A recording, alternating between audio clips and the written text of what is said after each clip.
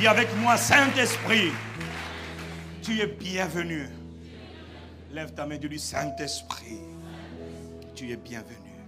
Je te célèbre, je te reconnais, je t'honore.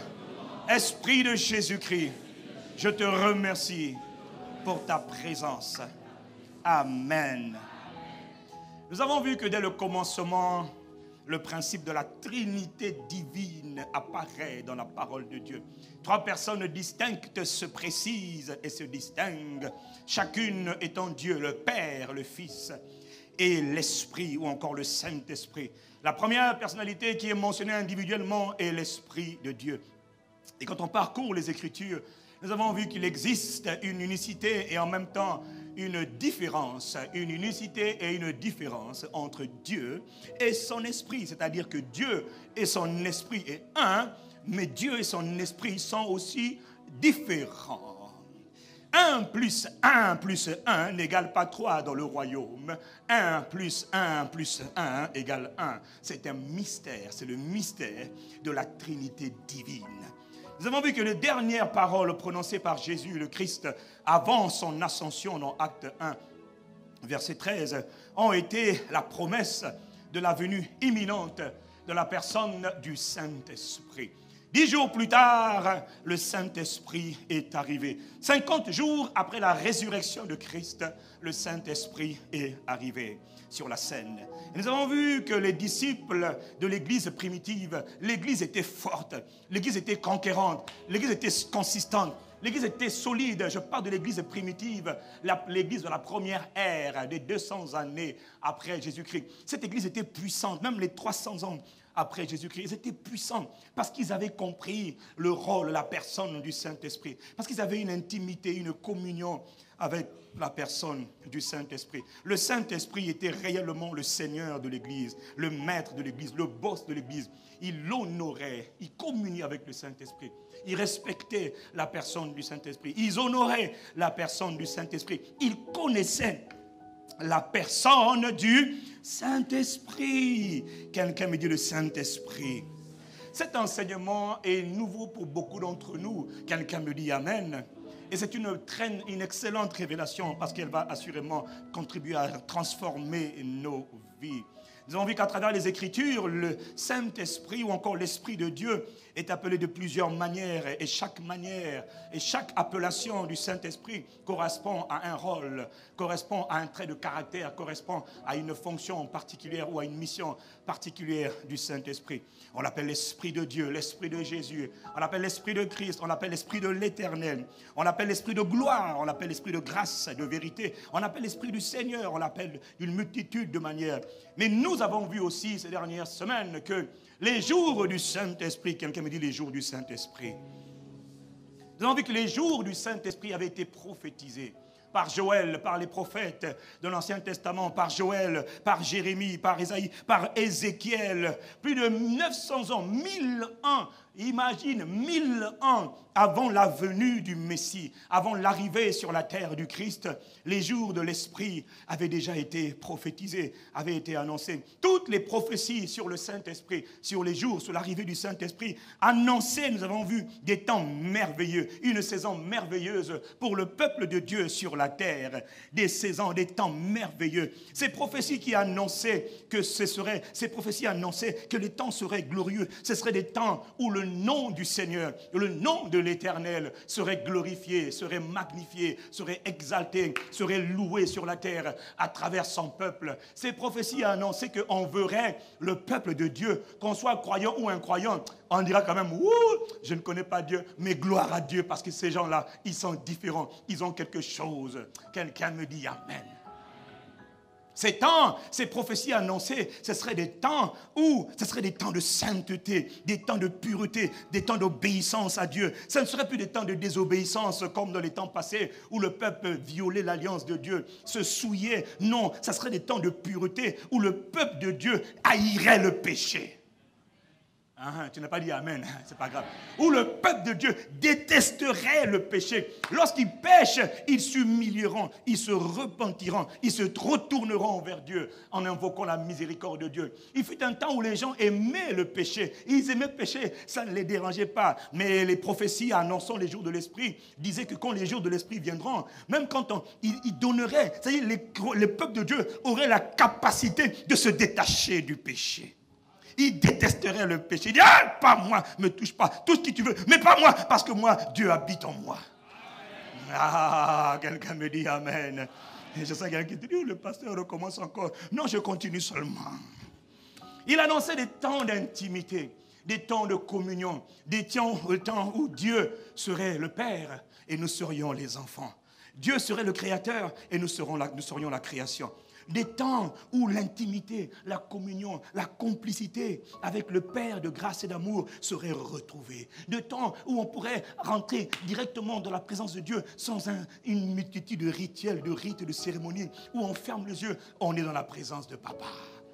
Oh, quelqu'un me dit amen.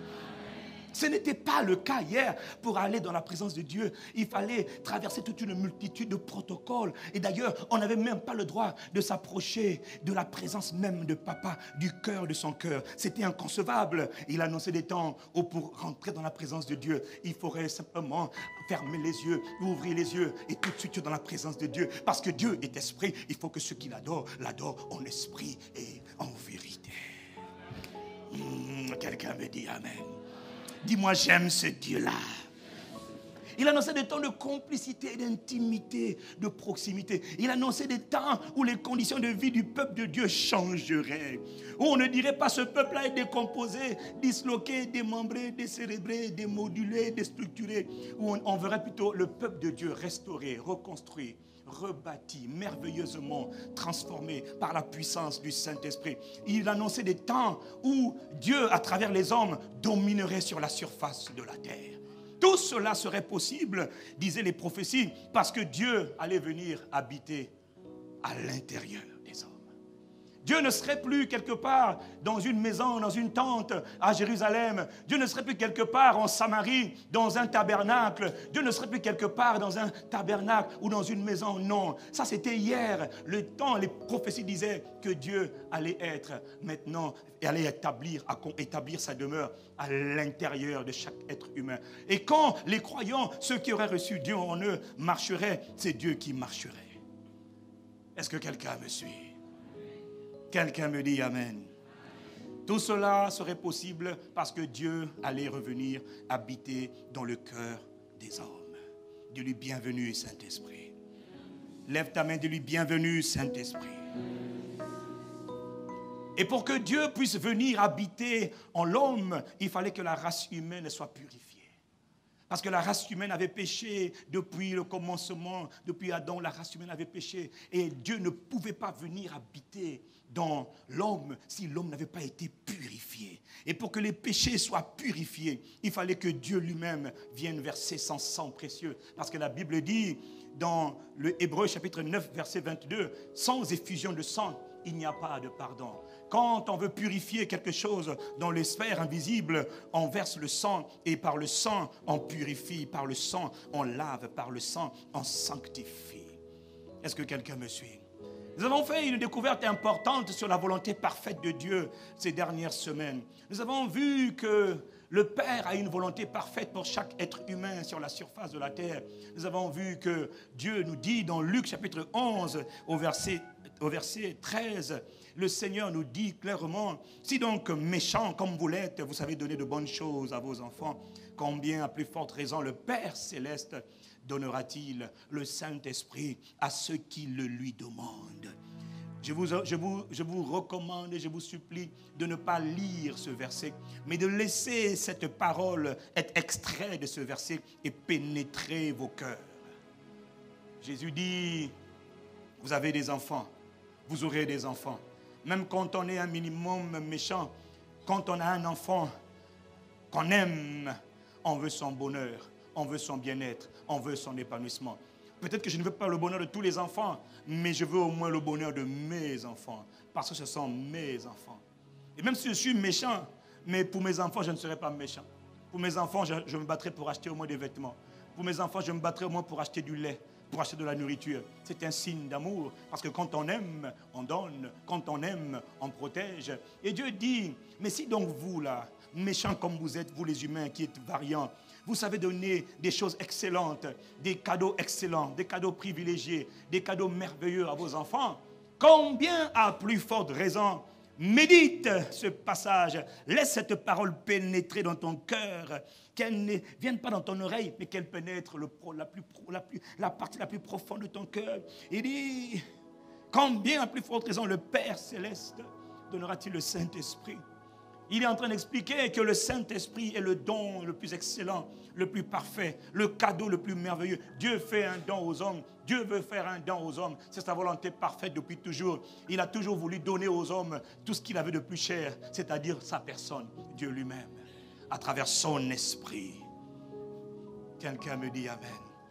Nous avons vu, je vous répète, c'est une découverte importante, que le cadeau le plus précieux, le plus excellent, le plus merveilleux que Dieu puisse te donner, ce n'est pas les enfants, ce n'est pas le mariage, ce n'est pas les maisons, ce n'est pas les voitures, ce n'est pas l'argent, non, pas du tout, c'est le Saint-Esprit. Voilà pourquoi il a dit, ne cours pas après 1000 choses, après les vêtements, les femmes, l'argent, les voitures. Non, non, non, non, non, non. Il dit, cherchez d'abord le royaume de Dieu et sa justice. Et tout le reste va te suivre. Cherche seulement le Saint-Esprit et tout le reste va venir. Est-ce que je peux continuer? Dis-moi le Saint-Esprit. Répète encore le Saint-Esprit.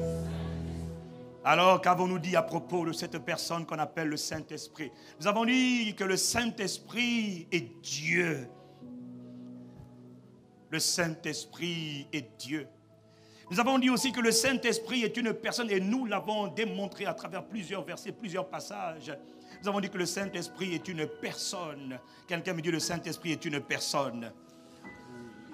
Oui, il est une des 3 personnes de la Trinité divine. Une des 3 personnes de la Trinité divine. Et bien malheureusement, le Saint-Esprit est la personne la moins comprise et la plus rejetée de l'Église. Le monde, c'est normal, rejette le Saint-Esprit, c'est normal. Le problème, c'est que l'Église aussi rejette le Saint-Esprit.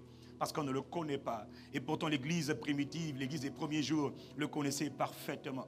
En introduisant le Saint-Esprit, nous avons vu que Jésus parlait d'une personnalité ou encore d'une personne. Mais cette personne a une particularité, c'est que c'est une personne invisible. Ce n'est pas parce que quelqu'un est invisible à tes yeux qu'il est invisible. Il parlait d'une personne invisible qui viendrait habiter à l'intérieur de nous, à l'intérieur de notre cœur. Parce que l'homme, nous avons vu que l'homme est comme une maison, une habitation. D'ailleurs, voilà pourquoi ton corps est appelé un palais, un temple, une maison de Dieu. La maison de Dieu, ce ne sont pas des briques, des tôles. La maison de Dieu, c'est le corps de l'homme, l'être humain. Et Dieu viendrait habiter à l'intérieur de toi et Dieu serait uni à ton esprit. Le Saint-Esprit, l'Esprit de Dieu, Dieu uni à toi, avec toi. C'était ça le mystère que Dieu voulait accomplir. Quelqu'un me dit Amen. Donc Jésus parlait d'une personne. Et nous avons vu Jean 14, verset 16, où il dit, et moi, je prierai le Père, et il vous donnera Allos Parakletos, un autre consolateur, afin qu'il demeure éternellement avec vous, l'Esprit de vérité. Il demeure avec vous et il sera à l'intérieur de vous. Nous avons vu la semaine dernière comment l'ennemi, l'adversaire, le diable, Satan, a créé une grande confusion et une grande tromperie au sujet de celui qu'on appelle le Parakletos, c'est-à-dire le consolateur. Beaucoup de religions sont nées en prétendant que le consolateur dont Jésus parlait, c'était l'islam, par exemple, a dit et confirme que le consolateur dont Jésus parle, le consolateur que Jésus mentionne dans Jean 14, verset 16, n'est nul autre que Muhammad ou encore Hamad, le loué, le glorieux. Mais nous avons vu la semaine dernière que non, ce n'est pas vrai. Nous voudrions que cela soit vrai, mais ce n'est simplement pas possible et ce n'est simplement pas vrai. Parce que Jésus ne parlait pas d'une personne humaine, il parlait d'une personne invisible. Quelqu'un me dit le Saint-Esprit. On l'appelle le consolateur. D'autres églises sont nées ici au Congo et ailleurs partout en disant que je suis celui dont Jésus a parlé 1000 ans plus tard, 2000 ans plus tard, 1500 ans plus tard. Dans le cas de Muhammad ou de Hamad, c'était 540 ans après Jésus-Christ. Trop tard! Le Saint-Esprit était déjà venu sur la surface de la terre. Dis-moi le Saint-Esprit.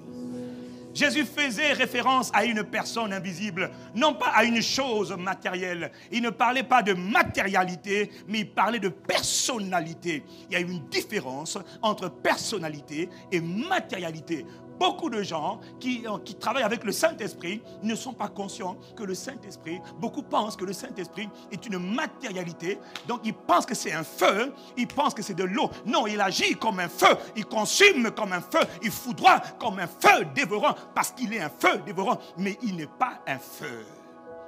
Beaucoup pensent que le Saint-Esprit est le vent. Non, il est partout comme le vent. Il est partout actuellement comme le vent, mais il n'est pas un vent. Beaucoup pensent que le Saint-Esprit est de l'eau. Non, il peut jaillir comme de l'eau, impétueuse et transporter, mais il n'est pas de l'eau. Beaucoup pensent que le Saint-Esprit est comme une colombe. Oui, mais quand on parle de la colombe, on parle de sa douceur extrême, la sensibilité extrême de cette personnalité qu'on appelle Dieu, le Saint-Esprit, qui vient habiter en moi. Voilà pourquoi, nulle part dans la parole de Dieu, il est écrit, n'attristez pas Dieu, n'attristez pas le Seigneur Jésus-Christ. Non, non, non, non, non, non. Mais il est écrit, n'attristez pas l'Esprit de Dieu.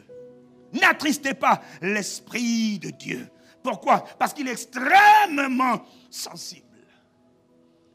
D'un côté, il a une puissance redoutable que personne ne peut mesurer, tellement cette puissance est infinie. Mais en même temps, il combine la puissance extraordinaire et la délicatesse, l'humilité, la sensibilité. Profonde sensibilité. Qui? Le Saint-Esprit. Et comme toute personnalité, nous avons dit que le Saint-Esprit a une volonté. Comment reconnais-tu que quelqu'un est une personne? Même si ce n'est pas une personne visible, c'est une personne. Il a une volonté. Il a une capacité de communiquer, de parler, d'enseigner, de penser, de ressentir des émotions, des sentiments, des sensations. Ça veut dire que le Saint-Esprit a des émotions. On peut l'attrister, on peut l'insulter, on peut essayer de mentir au Saint-Esprit. On peut rejeter le Saint-Esprit, on peut éteindre le Saint-Esprit. Quelle tragédie. Et la première émotion sur laquelle il faut mettre l'emphase, la première émotion que tu dois comprendre en ce qui concerne le Saint-Esprit, qui est Dieu, c'est l'amour.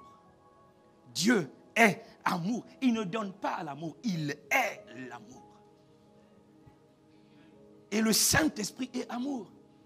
Et la pire des choses que tu puisses faire vis-à-vis de quelqu'un qui te donne de l'amour, c'est de ne pas lui en donner. Et quand tu ne lui redonnes pas l'amour qu'il a donné, c'est un rejet. Tu le rejettes. Et beaucoup dans l'église rejettent le Saint-Esprit parce qu'ils rejettent son amour. C'est terrible. Le Saint-Esprit exprime l'amour. La tristesse. La tristesse. Nous avons vu la semaine dernière comment il exprime la joie. Derrière la plupart des joies que tu manifestes, se trouve le Saint-Esprit qui manifeste à travers toi.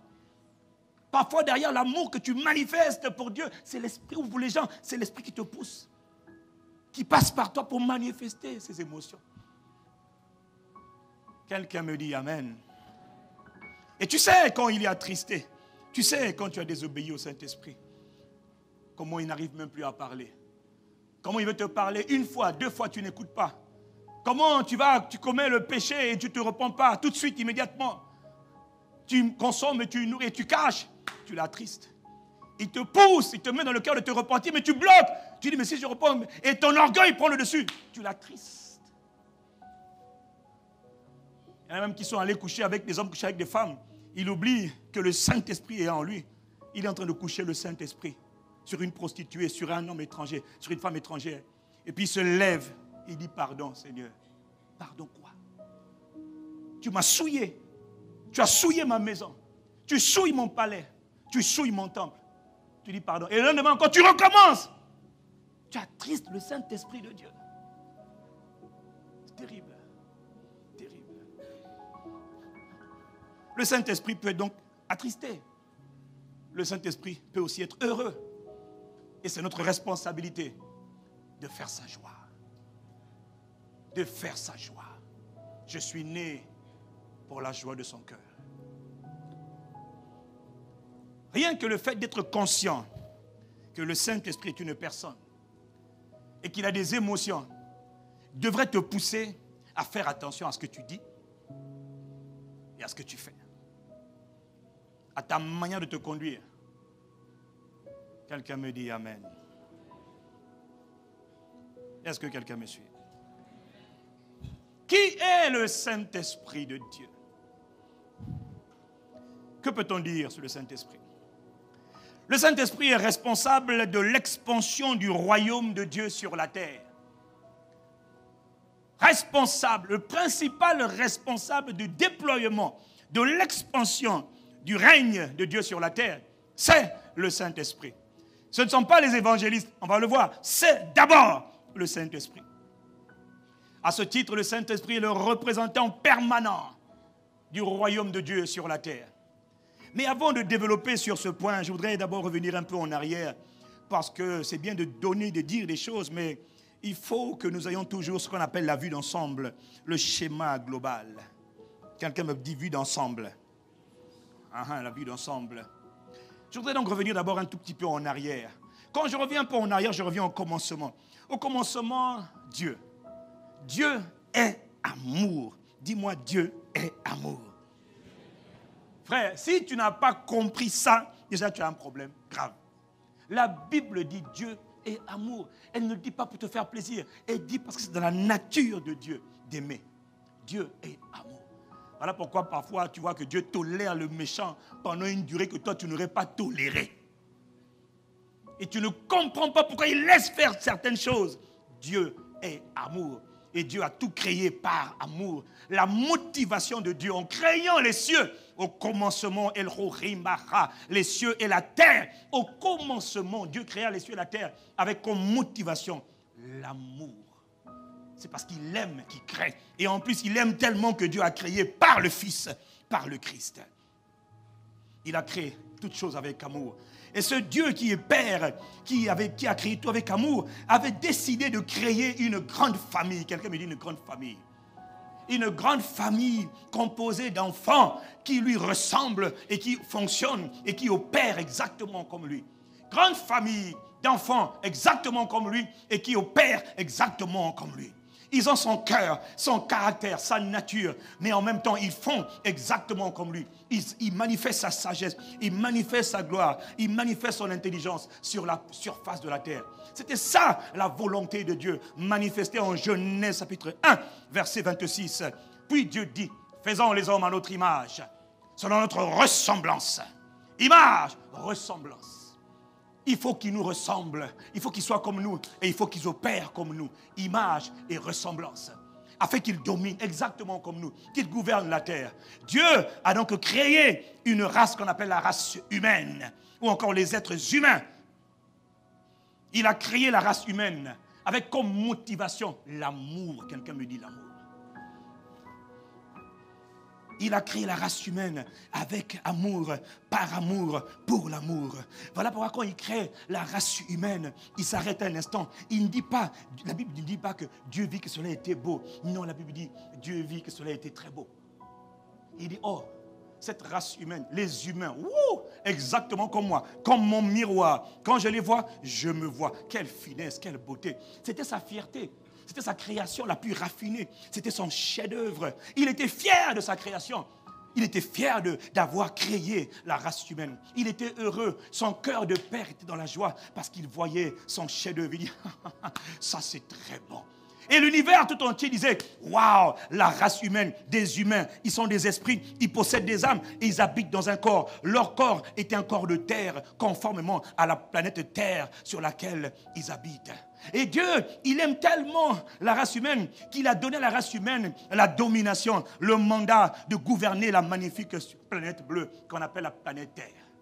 Cette planète sur laquelle nous sommes, la planète bleue ou encore la planète Terre, planète magnifique aux ressources illimitées et merveilleuses, a été créée par Dieu. Et Dieu a dit à l'homme, prends la domination, le gouvernement, le contrôle, domine la terre. Ah, si je dis là, sois maître de la terre, fais tout ce que tu veux, fais-moi plaisir, démontre-moi que je t'ai créé pour ma gloire. Réfléchis. Entreprends des choses, crée des projets, fais des choses. Mais tout ce que tu fais, n'oublie pas, tu as besoin de moi parce que je suis l'Éternel, ton Créateur. Donc tout ce que tu fais, tout ce que je veux, c'est de voir en toi ma vie à moi. Comme un père qui a mis des enfants et qui voit l'enfant en train de suivre le même cursus que le père. Papa était médecin. Papa dit, toi aussi tu peux devenir médecin. Et quand tu vois le fils est atteint deuxième année, troisième année, tu dis, ah, tu as réussi les cours, je suis fier de toi. Papa se dit, un jour, il va devenir médecin comme moi aussi. Il va devenir aussi docteur comme moi aussi. Il y a une espèce de fierté dans le cœur du père qui voit que l'enfant est en train de gravir les échelons et de devenir exactement comme lui. Quelqu'un me dit amen. Alors le père est fier. Le père est content. Il a donné la domination, le gouvernement de la terre. L'homme est le maître de la terre. Et l'homme, le premier, on l'appelle Adam. Adam. Et comme tout père, quand il fait des enfants, il crée une grande famille, il donne des commandements à l'enfant. Il donne des commandements à l'homme qu'il faut respecter en vue de son bien-être et de son épanouissement sur la terre. Quand toi tu fais des enfants, tu dis aux enfants, toi tu es le fils de papa, toi tu es la fille de maman. Mais attention, quand tu vas à l'école, ne dis pas bonjour à tout le monde. Et surtout, si tu vois un inconnu qui te dit, viens, papa, je vais voir ton papa. Non, ou viens chez moi, je te donne les bonbons. Tu dis, mon papa m'a dit de ne jamais fréquenter des étrangers. Monsieur, je n'irai pas avec vous, espèce de toto, dégage. Parce que ton enfant ne peut pas aller avec n'importe qui. Quelqu'un me dit amen. Alors tu donnes des commandements, tu donnes des instructions à ton enfant. Et l'espèce humaine que Dieu aime tellement, malgré le fait qu'elle avait reçu le commandement de Dieu, malgré le fait qu'elle avait reçu les instructions claires de la part de son Père, de la part de son Dieu, de son Créateur, elle a désobéi au commandement qu'on lui avait donné. Elle a transgressé la parole de Dieu. Et dans le royaume de Dieu, depuis le trône de Dieu, c'est de la rébellion. L'homme s'est rebellé contre Dieu parce qu'il a choisi volontairement, sciemment, de se détourner de Dieu et de désobéir à Dieu, de violer la parole de Dieu. Alors, dans les couloirs de l'univers, dans les couloirs de l'éternité, dans les couloirs du palais royal céleste, un cri retentait, trahison, trahison, trahison. Quelle trahison? Que se passe-t-il? Les humains se sont rebellés, détournés de Dieu. Ils ont renié leur père, détournés de leur père, trahison. Mais que se passe-t-il? Que se passe-t-il? Les humains ont abandonné Dieu. Les humains se sont détournés de Dieu. Trahison, trahison. Qui a trahi? L'homme a trahi son papa, son créateur. Est-ce que quelqu'un me suit? Malheureusement pour l'homme, il pensait que c'était juste une simple désobéissance. Il pensait, comme beaucoup, que le fait de désobéir une fois n'a pas de conséquences. Il pensait que le fait de tromper Dieu une seule fois n'est pas si grave. Il ne connaissait pas, tu ne connais pas la nature de celui qui te pousse à tromper. L'homme, Adam, ne connaissait pas la véritable nature de son adversaire. Parce que quand son adversaire, son ennemi juré est venu, il n'est pas venu avec la casquette d'ennemi juré. Il s'est déguisé, il est passé par un animal connu. De la même manière qu'il veut te détruire, il passe par des gens que tu connais. Derrière, ce sont des adversaires. Et toi tu dis, c'est un frère, c'est une soeur, c'est un ami. Ce sont des adversaires. Est-ce qu'on peut continuer? L'homme piégé ne connaissait pas la nature du séducteur, de l'adversaire qui l'a poussé à désobéir à Dieu. Et l'homme, alors séduit et trompé, a perdu tout. Mais qu'est-ce qu'il a perdu? Oui, je l'ai déjà dit, je le redis encore. L'homme a perdu l'intimité, la communion, l'osmose, l'harmonie avec Dieu. L'homme n'avait pas besoin de prière en ce temps-là. L'homme, il n'y avait pas besoin d'intercession, il n'y avait pas besoin de prière. L'Éternel rentrait dans le jardin d'Adam. Adam, où es-tu? Je suis là. Qu'est-ce que tu fais, mon enfant? Je suis là, Père. Alors, comment ça se passe? Oh, Père, je viens de nommer les animaux. Ah, franchement, je me suis défoulé. Oh, je me m'essouffler. Mais ça va, mon fils, tout va bien, Père. Alors, qu'est-ce que tu veux? Ah, Père, tout va bien. J'ai tout. Tu m'as donné la domination sur tout. Je règne sur la terre. Tout allait bien. Il n'y avait pas besoin de prière. Il n'y avait pas de méchanceté. Il n'y avait pas de mal. Le mal est rentré lorsque l'homme a désobéi à Dieu. Est-ce que quelqu'un me suit? Il a perdu la communion. Quelqu'un me dit la communion. Il a perdu l'intimité de la présence de Dieu. C'est comme un poisson qui est grand, qui pense qu'il est tellement devenu grand, qu'il peut se passer de l'eau. Tu peux être poisson gros, mon frère. Ton environnement naturel, c'est l'eau. Si tu t'appelles baleine, je suis géant, on m'appelle baleine. Oui, mais baleine. Ton territoire, c'est l'eau, papa. Si on te sort de l'eau, tu es foutu. Il a perdu la présence de Dieu. Il a perdu la communion avec Dieu. Mais il a aussi perdu l'autorité, le mandat. Et voilà maintenant qu'il a tout perdu au profit de celui qu'on appelle Lucifer, Satan. Il croyait connaître Lucifer. Il ne connaissait pas Lucifer. Il ne connaissait pas Satan. Il a découvert le vrai visage de Satan. L'homme séparé de Dieu s'est ensuite retrouvé dominé, maltraité, écrasé, oppressé par ce rebelle qu'on appelle Satan. Rebelle, menteur et trompeur qu'on appelle Satan. L'homme, voilà l'univers. Regardez sur la terre, là où il y avait des êtres humains qui étaient le chef-d'œuvre, l'amour de Dieu, la création raffinée de Dieu. Les anges, les archanges, les séraphins, les chérubins, tous les princes regardaient la terre. Ils disaient, oh Mawa, quel malheur, quelle honte. Ceux qui étaient créés pour dominer sont dominés, écrasés, piétinés, molestés, oppressés, abusés. Ils sont en train de périr par leur ignorance et leur rébellion. Mais Dieu regardait, Dieu n'avait pas dit son dernier mot. Parce que Dieu aime l'homme, Dieu aime l'espèce qu'il a créée, Dieu aime son chef-d'œuvre. Alors malgré la rébellion, la désobéissance de l'homme, Dieu met maintenant en place ce qu'on appelle le plan du salut. C'est ce qu'on appelle opération salut, ou encore sozo en grec. À cause de son grand amour pour l'homme, Dieu, le but de l'opération du salut, c'est quoi? C'est de redonner à l'homme de manière légale ce que l'homme a perdu de manière légale. Satan a pris l'autorité de manière légale. Dieu aussi doit redonner à l'homme l'autorité de manière... Est-ce que quelqu'un me suit? Alors le plan de salut va se dérouler en plusieurs phases. Il y en a plusieurs, je n'ai pas le temps de les citer. Mais une des premières phases, Dieu doit d'abord se constituer un peuple. À travers l'humanité pécheresse, à travers l'humanité souillée, Dieu choisit un homme qu'on appelle Abraham. En Ur, en Mésopotamie, quelque part en Irak, Dieu trouve un homme qu'on appelle Abraham. Et à partir de cet homme, Dieu fait une alliance avec cet homme. Il fait un contrat, un engagement entre lui et Dieu. Et lui et sa postérité avec Dieu. Dieu choisit de se créer quand même, malgré tout, un peuple. Parce que n'oubliez pas, Dieu veut créer une famille. Dis après moi, Dieu veut créer une famille. Alors, il commence par une mini-famille. Abraham. De ce Abraham sortent un peuple qu'on appelle les Hébreux. Les Juifs, si vous voulez. Mais la volonté de Dieu, c'est de créer une grande famille.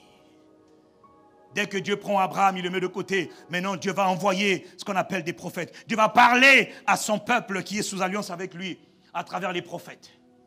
Dieu va envoyer les prophètes pendant 100, 200, 300, 400, 500, 1000 ans, 2000 ans. Dieu ne parle sur la terre que par les prophètes. Que font les prophètes? Préparer le peuple de Dieu en attendant que Dieu lui-même arrive. Préparer le peuple de Dieu en attendant que Dieu lui-même arrive. Et quand les temps ont été accomplis, qui vient? Dieu lui-même. Qui descend? Dieu dit, je descends maintenant sur la terre. Pourquoi? Parce qu'il faut que le plan du salut, l'opération de sauvetage soit achevée. Alors je descends moi-même. Il faut que moi-même je descende. Pourquoi? Parce que la Bible dit, sans effusion, sans effusion de sang, il n'y a pas de pardon. Mais le sang des boucs et des taureaux ne peuvent pas satisfaire la justice divine. Alors, pour que la justice divine soit satisfaite, pour que l'humanité soit pardonnée, purifiée, il faut que Dieu descende. Alors Dieu descendit sur la terre des vivants. Et la parole a été faite chair. Quelqu'un me dit Amen. Pourquoi Dieu descend? Pour offrir son sang. Pourquoi il doit offrir le sang? Parce que quand le sang sera versé, alors l'humanité pourra être nettoyée. Et quand les humains qui croient en celui qui a versé le sang sont nettoyés. Mais non, ce n'est pas tout. La phase après, Dieu peut maintenant revenir sur la terre de manière légale. Le but, c'est que Dieu revienne sur la terre. De manière légale, quelqu'un me dit Amen. Donc il faut d'abord que le sang soit versé pour purifier l'humanité. Quiconque croit en celui qui a versé le sang est sauvé. Ça veut dire délivré, restauré, pardonné, justifié, réconcilié. Avec qui? Avec le Père. Est-ce que quelqu'un me suit? Mais, mon frère, la croix est indispensable. Voilà pourquoi sur la croix, il a dit, tout est accompli. Qu'est-ce qui est accompli? Tout ce qu'il fallait faire pour que l'humanité soit rétablie, restaurée, purifiée, pardonnée, a été accompli. Le travail du Fils, quand il vient pour la première fois, c'est de verser le sang et de démontrer c'est quoi la vie de Dieu sur terre. Quelle est la volonté parfaite de Dieu? Veux-tu savoir comment Dieu veut te voir opérer? Regarde Jésus. Comment Dieu veut que tu vives? Regarde Jésus. Comment Dieu veut que tu te comportes? Regarde Jésus. Il est l'exemple parfait. Le modèle par excellence, il n'y en a pas deux, c'est lui. Quelqu'un me dit Amen? Amen.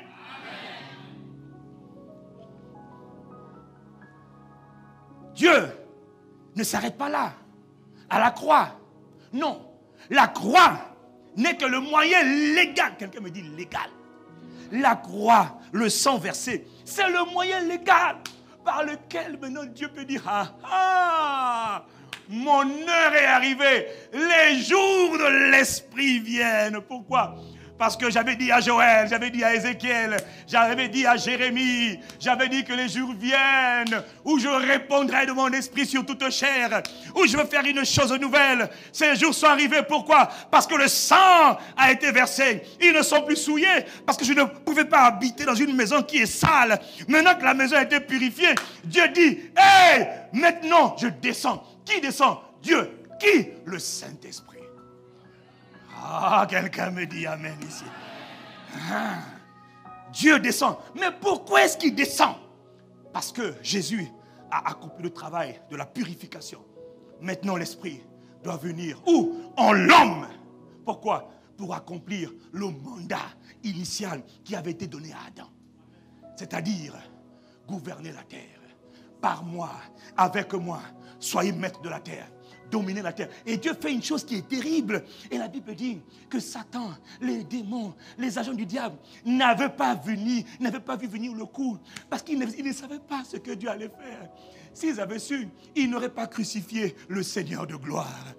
Et si on leur avait dit, les gars, celui qui est sur la croix du calvaire, là, il est en train de vous désarmer, de vous dépouiller. Alors, papa, descends seulement de la croix, descends. Trop tard, le sang de Jésus devait être versé. Alors, quand on l'a percé sur le côté, c'était pour le vider de tout le sang, afin que toi tu reçoives tout l'héritage. Oh, quelqu'un me dit Amen. Ouh là là là là là.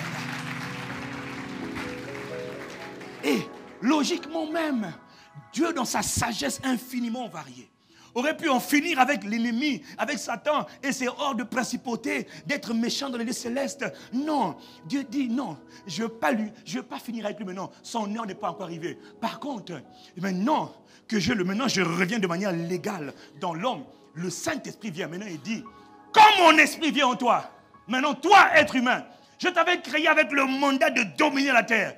Maintenant, oh être humain, toi en moi en toi, domine sur la terre. Humilie tes ennemis d'hier. pendant longtemps, les principautés, Satan, ses démons, ses agents, ils frappaient les hommes de maladies, d'infirmités. Les hommes ne faisaient que pécher parce qu'ils ne pouvaient pas se retenir de pécher. Mais quand Jésus a accompli le sacrifice, on va le voir d'ici peu de temps, il a donné aux hommes la capacité de ne plus se souiller, mais d'être purs. Il a donné aux gens la capacité de dominer maintenant sur les circonstances. Tes oppresseurs, tes bourreaux, tes maîtres d'hier, maintenant toi il te dit, domine-les. Est-ce que quelqu'un comprend? Voilà pourquoi un être humain aujourd'hui peut parler à des êtres spirituels de haut rang et les lier et les bloquer et empêcher le diable d'agir. Un être humain, c'était inimaginable hier. Aujourd'hui, c'est devenu possible. Pourquoi? Parce que Dieu a fait son retour dans l'homme. Ah, dans l'homme. Dieu.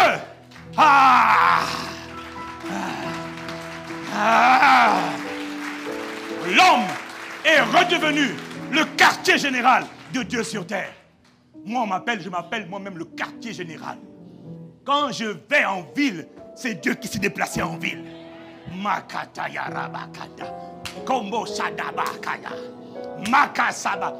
Quand tu comprends, tu es conscient de ça. Frère, c'est-à-dire qu'il y en a qui ont encore, oh le sorcier là-bas. Non, quand le sorcier te voit, lui dit, lui là il est en train de venir, laisse-moi m'écarter. Ce monsieur, pas Kotoraba, pas, parce que Dieu arrive dans la place. Le maître est ici, à travers un être humain. Quelqu'un me dit amen ici. Ça, c'est pour ça que la croix n'est pas la fin, mais c'est le commencement de nouveaux jours, les jours de l'esprit, où Dieu peut revenir maintenant sur la terre à travers l'être humain et permettre à l'homme d'accomplir le mandat de Dieu. Mais quand Dieu vient, le premier responsable en charge d'agrandir la famille de Dieu, c'est le Saint-Esprit. Est-ce que quelqu'un me suit? Je vous ai dit ces choses pour que vous compreniez ce qu'on appelle la vue d'ensemble. Dis-moi la vue d'ensemble. Donc quand Jésus vient, il vient pour accomplir le salut. Mais où se trouve Jésus aujourd'hui? Jésus se trouve où? Dans le livre de Marc, chapitre 16, verset 19, il est écrit: le Seigneur, après leur avoir parlé, fut enlevé au ciel et il s'assit à la droite de Dieu. Colossiens 3, verset 1 dit: si donc vous êtes ressuscités avec Christ, cherchez les choses d'en haut, où Christ est assis à la droite de Dieu. Alors, bien-aimé, Jésus de Nazareth n'est plus physiquement sur la terre. Quelqu'un me dit amen. Il n'est plus physiquement sur la terre. Jésus de Nazareth s'en allait. Mais avant de s'en aller, il introduit un autre consolateur, exactement comme lui. Jean 14, 16. Et moi, je prierai le Père, et il vous donnera un autre consolateur, afin qu'il demeure éternellement avec vous. L'esprit de vérité que le monde ne peut recevoir, parce qu'il ne le voit point et ne le connaît point. Mais vous, vous le connaissez, car il demeure avec vous, et il sera en vous. Verset 26. Mais le consolateur, l'Esprit Saint, il précise bien que c'est un esprit, le Saint-Esprit, c'est Dieu, que le Père enverra en mon nom, vous enseignera toutes choses et vous rappellera tout ce que je vous ai dit. Mais, mon frère, ma soeur, malgré les annonces de la venue de ce consolateur que Jésus annonce, qui vient le remplacer, les disciples sont déçus. Les disciples ne sont pas enthousiastes, ils ne sont pas contents. Dans Jean 16, verset 5, il leur dit: maintenant je m'en vais vers celui qui m'a envoyé, et aucun de vous ne me demande où vas-tu. Mais parce que je vous ai dit ces choses, la tristesse a rempli vos cœurs. Alors aujourd'hui, mon frère, ma soeur, je nous ramène dans les coulisses de l'intimité de la réunion entre Jésus et ses disciples. La tristesse a rempli vos cœurs. Jésus est en réunion ce jour-là avec les disciples. Il leur dit: mes amis, mes frères, depuis 3 ans et demi, je suis votre consolateur. Dis-moi consolateur. Parakletos, c'est-à-dire votre aide, votre soutien, votre intercesseur, votre conseiller, votre avocat. Dis-moi, consolateur. La dernière fois, quand vous étiez en danger de mort sur la barque, vous avez failli mourir. L'eau était en train de prendre la barque. L'eau rentrait dans la barque menaçait de se renverser. Vous avez crié à l'aide. J'ai répondu, je suis venu. Je vous ai secouru. Je vous ai tiré de l'eau. J'ai dit à la mer, silence, tais-toi. La mer s'est tue et la tempête s'est arrêtée. Vous avez été sauvés. L'eau a quitté la barque. Je vous ai sauvé de la mort. Je vous ai sauvé de la mort parce que je suis votre aide, votre soutien, votre défenseur, votre consolateur. Quelqu'un me dit consolateur. Récemment, votre entreprise, la Société des pêches de Jérusalem, a failli fermer parce qu'il y avait la crise économique. Il n'y avait pas de poissons dans la mer. Vous étiez sans le sou. Votre boîte, votre entreprise était sur le chemin de la faillite. Et plus rien. Je vous ai dit, laissez-moi utiliser l'entreprise. Tu as dit non, mais il n'y a plus rien. Il y a plus de. On a déjà pêché toute la nuit. On n'a rien trouvé. J'ai dit, laisse-moi prendre ton entreprise. Laisse-moi prendre le commande, les rênes. Consacre-moi ton entreprise. Consacre-moi tes affaires. N'est-ce pas ce que je vous ai dit? Oui, c'est ce que tu nous as dit. Que s'est-il passé après? Ah, c'est vrai. Juste après ça, la Bible dit, Jésus leur dit, jetez vos filets. Jetez vos filets. Mais maître, nous avons pêché toute la nuit. Nous n'avons rien trouvé. Il dit, j'ai dit, jetez vos filets. Maître, pas de problème. Sur ta parole, je jette les filets. Quand ils ont jeté les filets, la société des pêches de Jérusalem, dirigée par Pierre et les quelques apôtres, a connu l'abondance. Ils n'ont pas pu soulever les poissons qu'il y avait, et même les filets menaçaient de s'écrouler, de se déchirer à cause de l'abondance. Il dit, vous êtes passé d'une société en faillite à une société dans l'abondance. Pourquoi? Parce que je suis le consolateur. Je vous ai donné la stratégie. Je vous ai donné le bon conseil. Quelqu'un me dit Amen. Récemment, on vous demandait de payer les impôts. Vous n'aviez pas d'argent. Vous étiez là. Vous vous demandiez comment on va faire. Mais il fallait payer quand même l'impôt. Et vous n'avez pas de sous. Qu'est-ce que j'ai fait? Je vous ai dit, pas de panique. Pierre, va au bord du lac. Va, tu vas trouver là-bas un poisson. Ouvre la bouche du poisson. Prends 2 pièces. Prends les pièces. Va payer au gars. Waouh. Quelqu'un me dit waouh. D'une situation de difficulté vis-à-vis du fisc où on menaçait de vous, vous allez avoir des problèmes. Vous avez été sauvés. Pourquoi? Parce que je suis votre aide, votre soutien, votre conseiller. Je vous dis comment faire, quoi faire. À tout moment, quand vous êtes en difficulté, c'est moi qui vous donne les stratégies pour sortir des difficultés. Je suis votre consolateur. Récemment, il n'y avait pas assez de nourriture. Nous avons eu une grande réunion. Il fallait nourrir le peuple. On ne pouvait pas renvoyer le peuple chez lui. Alors, on était là. On était 5000 hommes, sans compter les femmes et les enfants. Il y avait trop de monde. La situation était totalement ingérable. Qu'avez-vous fait? La situation a été désespérée. Qu'avons-nous fait? N'étais-je pas là? Qu'est-ce que j'ai fait? Hein? Vous vous rappelez? Oui, Seigneur, nous nous rappelons. Alors, qu'est-ce qu'on a fait? J'ai dit, faites-les asseoir. Mettez de l'ordre d'abord. Faites-les d'abord asseoir. Après, j'ai pris le peu qu'il y avait. Le peu qu'il y avait. Dans le but de multiplier le peu qu'il y avait en abondance. J'ai fait 2 choses. 1, j'ai rendu grâce à Dieu et j'ai appliqué la foi. Et il y a eu la multiplication. Oui ou non?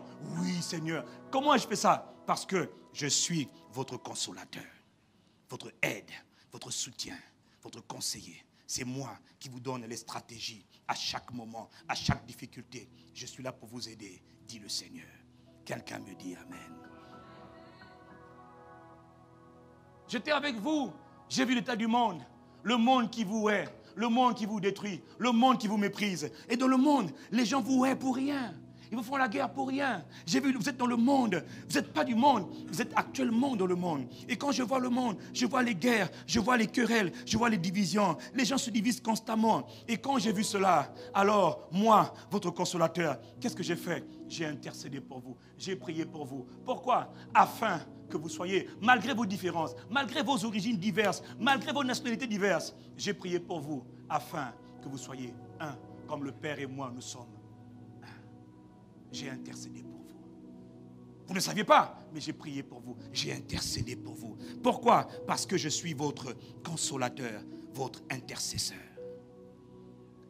Et quand j'ai vu les divisions dans la ville, dans le pays, au milieu de vous, Jésus dit, je ne suis pas resté indifférent, je ne me suis pas tué. J'ai intercédé pour vous afin que vous ayez la capacité de vous aimer les uns les autres, comme moi-même je vous ai aimé. Pourquoi je fais ces choses? Parce que je suis votre...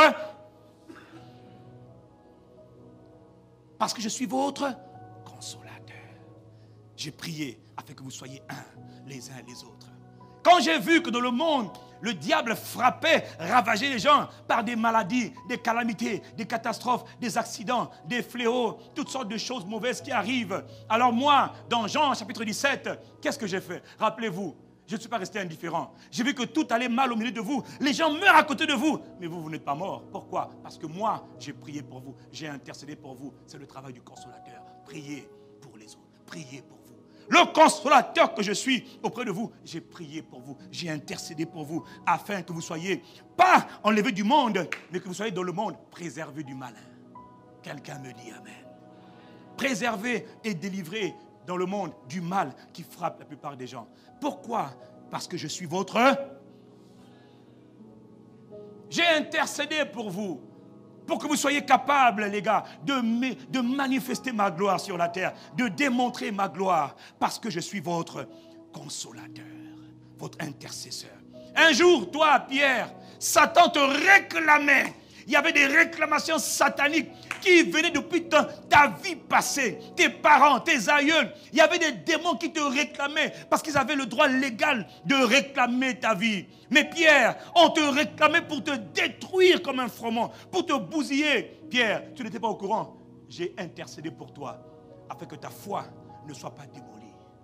Qui a prié pour toi? Moi, dit Jésus. Le consolateur prie. Le consolateur soutient. Même quand tu dors, il ne sommeille ni ne dort. Pendant que tu dors, lui, il intercède pour toi. Pendant que tu dors, il assure la garde. L'ange de l'Éternel campe auprès de ceux qui le craignent. Pendant que tu dors, il veille. Tes yeux ne voient pas, lui, il voit, il veille. Il t'écarte des dangers. Pourquoi? Il est ton consolateur. Quand vous ne saviez pas comment il faut prier, quand vous ne saviez pas comment prier pour avoir des résultats comme moi, vous avez vu, moi j'ai dit quand je prie, il se produit des choses extraordinaires. Il y a prié, et puis il y a prié. Il y a ceux qui prient, qui connaissent Dieu, puis il y a ceux qui prient, qui ne connaissent pas Dieu. Il y en a qui ne font que réciter, il n'y a rien.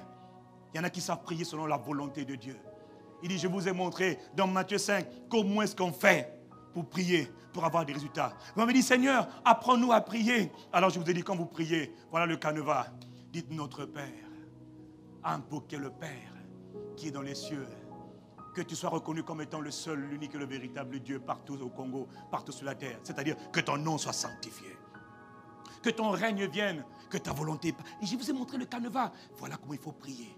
Après ça, vous avez aussi prié par l'Esprit. Mais est-ce que vous avez compris? Oui, on a compris. Maintenant, quand on prie, nous aussi, on a des résultats, des percées surnaturelles, des résultats spectaculaires. Pourquoi? Parce que maintenant, on sait prier selon les conseils du consolateur, qui est le conseiller. Il nous a montré comment prier. Rappelez-vous, mes amis, quand Lazare est mort la dernière fois, Lazare était en train de mourir, les gens étaient angoissés, les gens étaient paniqués. On est venu m'appeler, me dit, viens, viens, Lazare est en train de mourir. Je ne suis pas parti tout de suite, je suis resté là, j'ai attendu, et je suis parti juste après, et je suis arrivé là-bas 4 jours après sa mort. Vous vous rappelez? Oui, maître, on s'en rappelle. Je vous ai appris aussi une chose, à ne pas toujours réagir quand les gens vous mettent la pression, mais à réagir quand l'Esprit de Dieu dit de réagir. Ne pas réagir aux besoins des gens, réagir au Saint-Esprit. Je voulais partir moi aussi les gars. L'Esprit m'a dit tu ne pars pas, tu attends. J'ai attendu. Pourquoi? Qui vous a dit d'attendre? Qui vous a dit le moment où il fallait parler, où il fallait agir, où il fallait bloquer, où il fallait se taire? Qui vous a dit ce qu'il fallait faire à l'instant précis, dans la situation précise? Le consolateur. L'aide, le soutien, le défenseur, l'avocat, l'intercesseur. Je suis votre consolateur. La souffrance est partout dans le monde. Un jour, vous étiez avec moi, nous avons vu les brebis. Et la Bible dit, le peuple était là. Ils étaient abattus comme des brebis qui n'ont pas de berger. Le peuple était languissant. J'ai vu les gens qui souffraient avec moi. Vous avez vu comment les gens étaient en train de souffrir. Ils souffraient. Ils étaient abattus. Les gens étaient malades. Ils étaient fatigués. Ils n'avaient rien. Démunis. Le peuple souffrait. Les gens souffraient. Et mon cœur a été ému de compassion. Mon cœur a été ému de compassion. Qu'est-ce qu'on a fait ce jour-là? Qu'est-ce que je vous ai dit ce jour-là? De ne pas critiquer, de ne pas insulter, de ne pas calomnier, mais de prier. Qu'est-ce que je vous dis ce jour-là? Ce jour-là, je vous ai dit, priez le maître, le Seigneur de la moisson, afin qu'il envoie des ouvriers. Parce que devant parfois certaines situations de souffrance, d'agonie, je ne sais pas toujours ce qu'il faut faire, mais le consolateur sait ce qu'il faut faire. Et dans la situation présente, le consolateur avait dit, priez le maître de la moisson, afin qu'il envoie des ouvriers, des travailleurs dans sa moisson. Toi, tu vois que le pays, la ville, la maison va mal. Tu dis, ça va pas, ça va pas. Il dit, prie, demande-moi d'envoyer des gens dans la moisson. Parce que chaque souffrance, derrière chaque souffrance, c'est la main du diable. Le diable envoie ses agents pour répondre à la souffrance. Dieu envoie ses agents pour éliminer la souffrance. Alors, quand tu vois la souffrance, ne critique pas seulement. Lève tes mains vers le ciel ou mets-toi par terre et prie. Et il dit prier le maître de la moisson. Au lieu de critiquer, de raconter des bêtises, invoquer le maître de la moisson afin qu'il envoie des ouvriers de la moisson. La Bible dit, quand le juste crie, l'Éternel entend. Et il le délivre de toutes ses frayeurs. Quand le juste crie, l'Éternel entend. Et il le répand, il le délivre. Malheureusement, quand la délivrance de Dieu vient, souvent, elle vient par des hommes. Mais le peuple ne sait pas reconnaître. Voilà pourquoi la Bible dit, ils ont attendu le Messie, le Sauveur du monde. Ils ont attendu le Christ. Ils attendaient leur délivreur, leur libérateur, comme Moïse. Et ils ont vu un jeune homme de 30 ans arriver. Jeune homme de 30 ans, petit, toi tu es qui? Coco. Bernard. Toi, tu es qui? Je suis Jésus de Nazareth. Alors, on l'a gouna, mais tu dégages. Tu dis, je suis le Messie. Il n'a pas cru. Il était la réponse de Dieu au problème de toute l'humanité. La réponse de Dieu était un homme. Ils n'ont pas reconnu l'homme. Ils attendaient autre chose. Apparemment, ils attendaient un homme un peu plus âgé, plus barbu, cheveux plus gris. Dieu a envoyé un jeune. Quelqu'un me dit Amen. Vous ne connaissez pas les voies de Dieu. Et quand on ne connaît pas les voies de Dieu, on critique. Alors que la réponse de Dieu est devant toi. Il est venu chez les siens et les siens ne l'ont pas reçu. Alors que les siens l'attendaient. Quelle tragédie. Ils n'ont pas reconnu, ils n'ont pas discerné que lorsque le juste crie, l'Éternel entend, l'Éternel répond. Mais la réponse de Dieu, c'est des hommes. Parfois, toi, tu pries. Sauve, sauve, sauve, délivre, délivre. Parfois, Dieu t'envoie quelqu'un, un être humain, mais tu n'as pas su reconnaître. Fermez la parenthèse. Il envoie des hommes pour enlever la souffrance, pour éliminer la souffrance. Il envoie des gens qui sont remplis de son esprit et de son caractère pour détruire la souffrance dans les villes, dans les pays, dans les hôpitaux, dans les institutions. Dieu, la réponse de Dieu, vous allez vous rendre compte, souvent, ce sont des êtres humains. Quelqu'un me dit un bon Amen. Et souvent, quand les êtres humains arrivent, ils sont critiqués, attaqués, calomniés, méprisés, injuriés, parce qu'on ne sait pas discerner que ces gens sont les réponses de Dieu. Quelqu'un me dit aïe. Mais qui vous a rendu capable de discerner la réponse à apporter à la souffrance à ce moment-là? Le consolateur, le conseiller, l'aide et le soutien. Quelqu'un me dit amen. Quand vous ne saviez pas quoi faire de votre vie, je vous ai montré que quand tu ne sais pas quoi faire de ta vie, il y a au moins une chose que tu dois faire, c'est me donner ton cœur et me demander que ma volonté soit accomplie dans ta vie parce que tu ne sais pas ce qui est bon pour toi. Tu es trop limité, toi, ô faible humain. Toi, tu n'es rien. Tu ne sais même pas ce qui est bon pour toi. Tu ne sais même pas ce qui sera bon demain.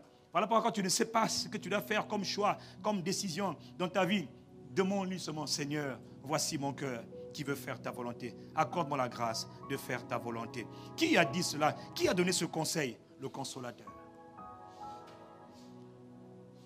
Quelqu'un dit le consolateur. Plus fort, le consolateur. Vous avez vu les cas de nombreuses maladies, les infirmités, comment le Saint-Esprit en moi a délivré, a guéri les malades, a guéri les opprimés, a guéri les aveugles, les boiteux. Comment ça s'est passé? Parce que le consolateur était toujours en action. Le consolateur, c'est lui qui est l'aide, c'est lui qui est le soutien, c'est lui qui est le stratège, c'est lui qui est le partenaire, le consolateur. Vous vous rappelez, vous avez vu un père, le père de l'enfant qui était épileptique.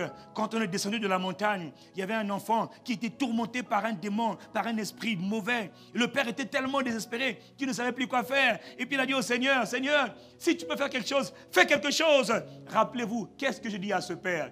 Je dis à ce père, si moi je peux, je dis à ce père, monsieur, dans la vie, tout est possible à celui qui a la foi.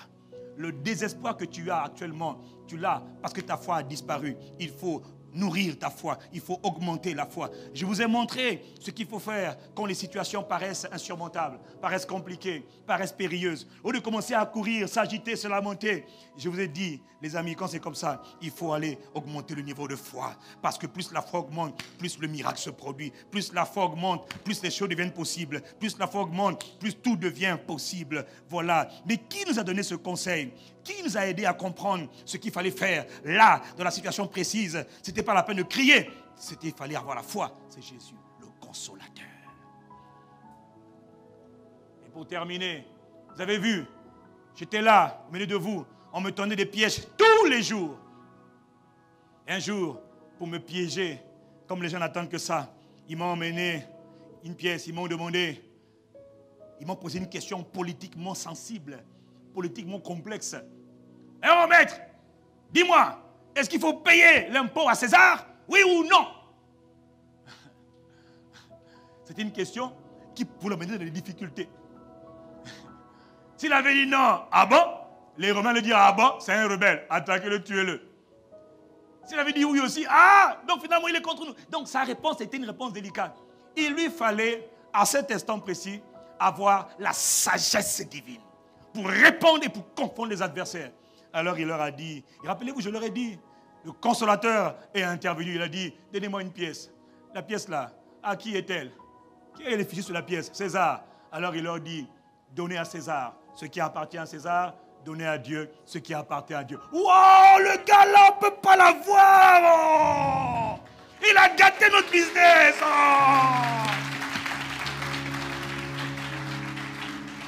Ce qu'on appelle chaos, chaos en même temps. Chaos debout. Il ne pouvait pas résister à la sagesse de qui? Du consolateur. Dis-moi le consolateur.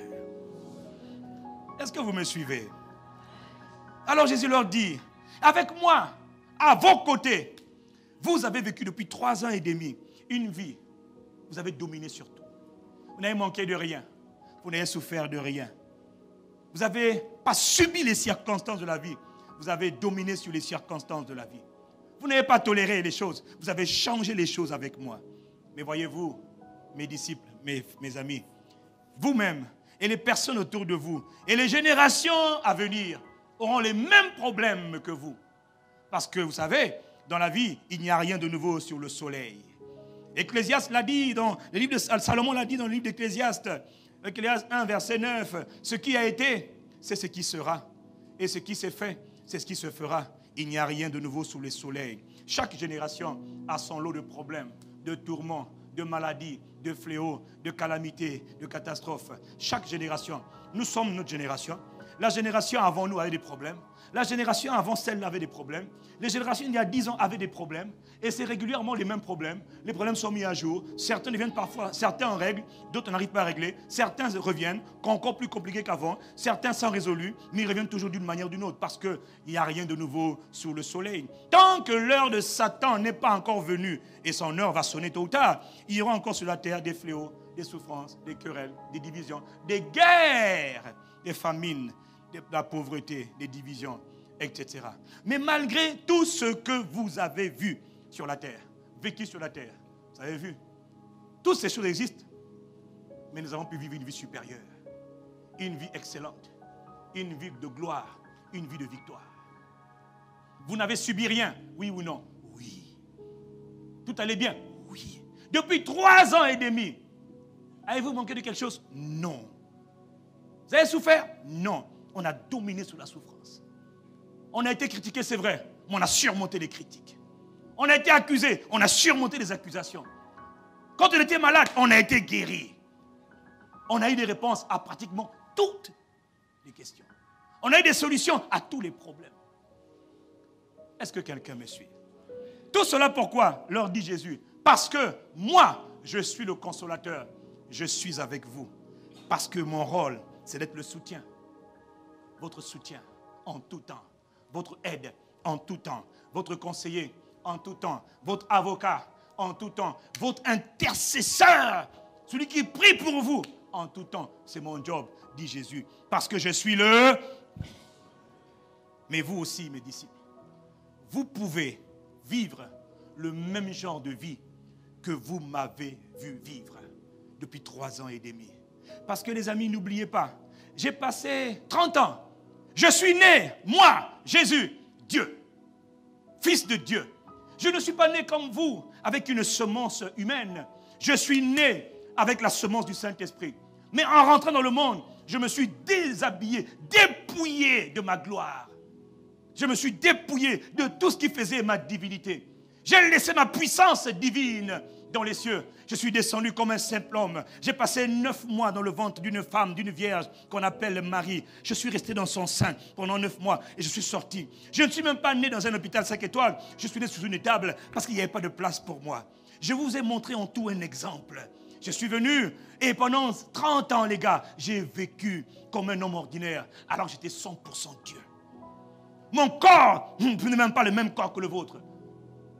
Parce que mon corps est né d'une semence divine. Et pourtant, pendant 30 ans, je n'ai rien pu faire. Je voyais les malades, je ne pouvais rien faire. Je voyais la souffrance, je ne peux rien faire. J'étais frustré, j'étais bloqué en même temps, je ne pouvais rien faire.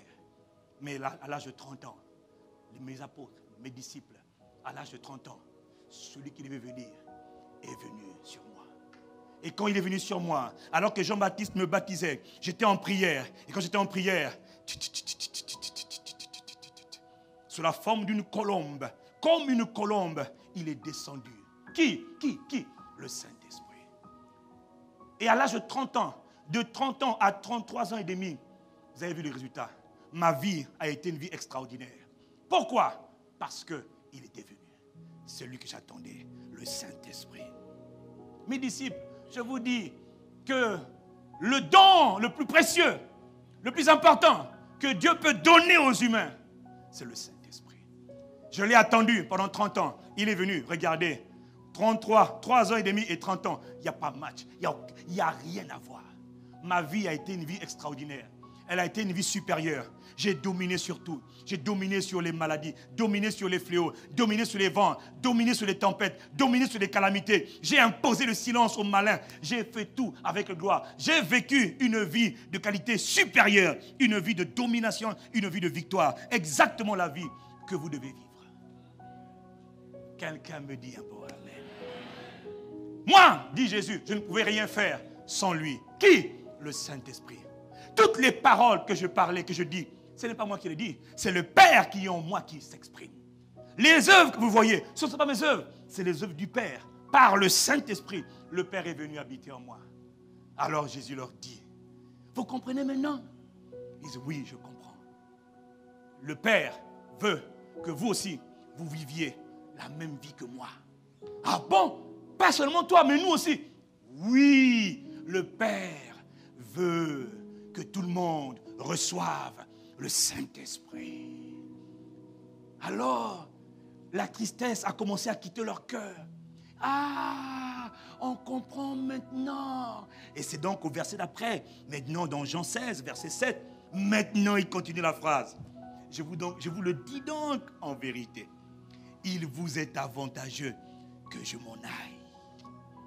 Car si je ne m'en vais pas, le consolateur ne viendra pas vers vous. Mais si je m'en vais, je vous l'enverrai. Au verset 13. Quand le consolateur sera venu, l'esprit de vérité, il vous conduira dans toute la vérité. Car il ne parlera pas de lui-même, mais il dira tout ce qu'il aura entendu et il vous annoncera les choses à venir. Le consolateur, quand il sera venu, il vous conduira Jusque-là, mes disciples, je vous ai conduits. Mais à partir de bientôt, quand il vient, c'est lui qui prend la relève. Il vous conduira. Qui? Le Saint-Esprit. Oh, quelqu'un me dit le Saint-Esprit. Non, je ne vous entends pas, le Saint-Esprit. C'est lui qui maintenant prend la relève. Après moi, dit Jésus, suivez-le. C'est lui. Il va vous conduire. C'est lui qui a la mission d'étendre la famille de Dieu. C'est lui qui a la mission d'aller avec vous. Vous ne pouvez pas aller sans lui. Allez, faites de toutes les nations des disciples. Vous ne pouvez pas le faire sans lui. C'est lui qui est le premier responsable de l'évangélisation dans le monde. Il est en charge de l'expansion, de l'agrandissement de la famille de Dieu. C'est lui qui donne les stratégies d'évangélisation. Les stratégies pour conquérir un pays, c'est lui qui les donne. Comment on fait pour transformer une ville? C'est lui qui les donne. Comment on fait pour transformer un désert en un terrain d'abondance? C'est lui qui dit. Comment on fait pour transformer une vallée où il n'y a rien, il n'y a que la mort, des ossements desséchés? Comment on fait pour transformer une cité là où il n'y a absolument rien de bon que la mort en un endroit plein de vie et d'abondance? C'est lui le Saint-Esprit. Oh, quelqu'un me dit Amen. C'est lui. Il est l'expert numéro 1 de tous les économistes. Il peut vous donner la solution pour augmenter le produit intérieur brut de 100%. C'est le Saint-Esprit. Il peut vous donner le comment faire pour passer d'une croissance 5 à une croissance 15 points. C'est le Saint-Esprit. Ne le sous-estimez pas. Il est l'aide, le soutien, le conseiller, l'avocat, l'intercesseur. Il est en charge de l'expansion du royaume sur la terre. Tout ce dont tu as besoin, c'est de lui. Le Saint-Esprit. L'Esprit de Jésus. Voilà pourquoi il leur dit, dans Jean 16, verset 16, encore un peu de temps, et vous ne me verrez plus, dit Jésus. Puis encore un peu de temps, et vous me verrez, parce que je m'en vais au Père. Encore un peu de temps, vous ne me verrez plus. Et encore un peu de temps, vous me verrez. Il parlait du Saint-Esprit. Il parlait de son esprit. Est-ce que quelqu'un me suit? Le Saint-Esprit est en charge de l'expansion.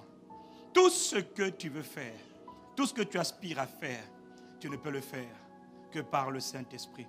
Prier, c'est par le Saint-Esprit.